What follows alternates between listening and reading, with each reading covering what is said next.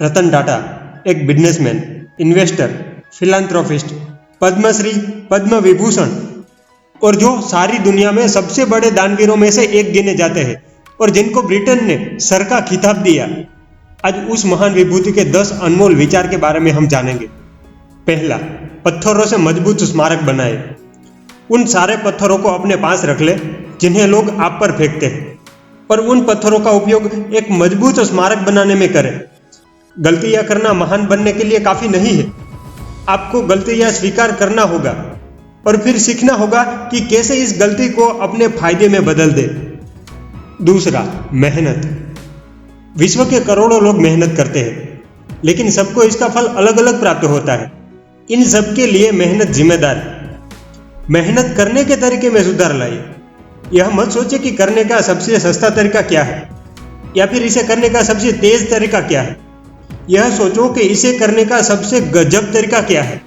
तीसरा, गुण और प्रतिभा।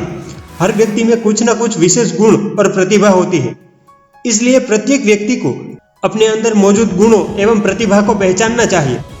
वह व्यक्ति जो सफल होता है वो वही होता है जो जीवन के आरंभिक रूप से अपनी वस्तु को स्पष्ट रूप से देखता है और उसी वस्तु की ओर अपनी शक्तियों का उपयोग करता है। चौथा, संतुलित और सफल जिंदगी। जीवन में केवल अच्छी शैक्षणिक योग्यता या अच्छा करियर ही काफी नहीं है। आपका लक्ष्य यह होना चाहिए कि एक संतुलित और सफल जिंदगी जीकर दिखाए। संतुलित जीवन का मतलब है आपका स्वास्थ्य, लोगों से अच्छे संबंध और मन की शांति। सब कुछ अच्छा होना चाहिए। जो अंदर होता है वही हमेशा बाहर दिखाई देता है। पांचवा, समान अवसर।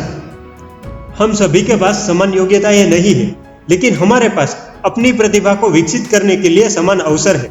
जितना अधिक एक विचार या एक लक्ष्य के बारे में हम महसूस करते हैं, उतने ही अधिक विचार हमारे अवचेतन मन में गहरे दफन होते हैं, जो हमें इसकी पूर्ति के मार्ग पर ले जाते हैं। छठा, जीवन का आनंद। केवल पैसा और प्रसिद्धि कमाना ही काफी नहीं है। सोचिए, जब आपका किसी से ब्रेकअप हो तो उस दिन कंपनी में प्रमोशन कोई मायने नहीं रखता। जब आपकी पीठ में दर्द हो तो कार ड्राइविंग करने में कोई आनंद नहीं आता।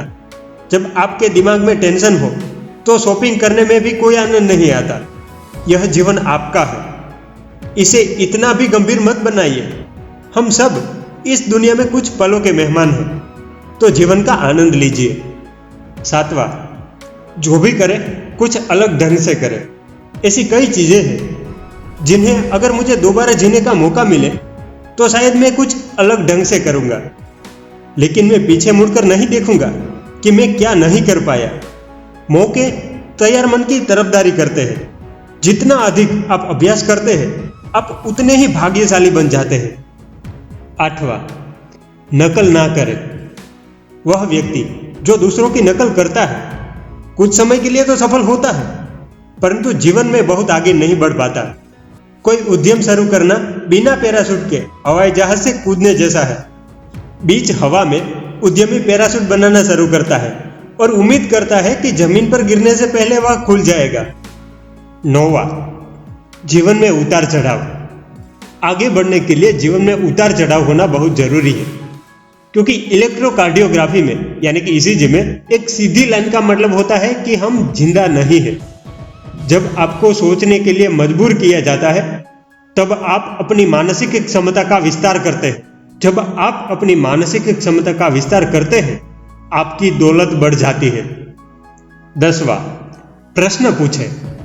मैं हमेशा लोगों को प्रोत्साहित करने के लिए कहता हूं कि लोग प्रश्न पूछे जो अभी तक पूछे नहीं गए हैं। नए विचारों को आगे रखें, नए आइडियाज पर वर्क करें, ताकि दुनिया को और बेहतरीन बनाया जा सके। जीवन में सबसे सफल लोग वे होते हैं जो सवाल पूछते हैं।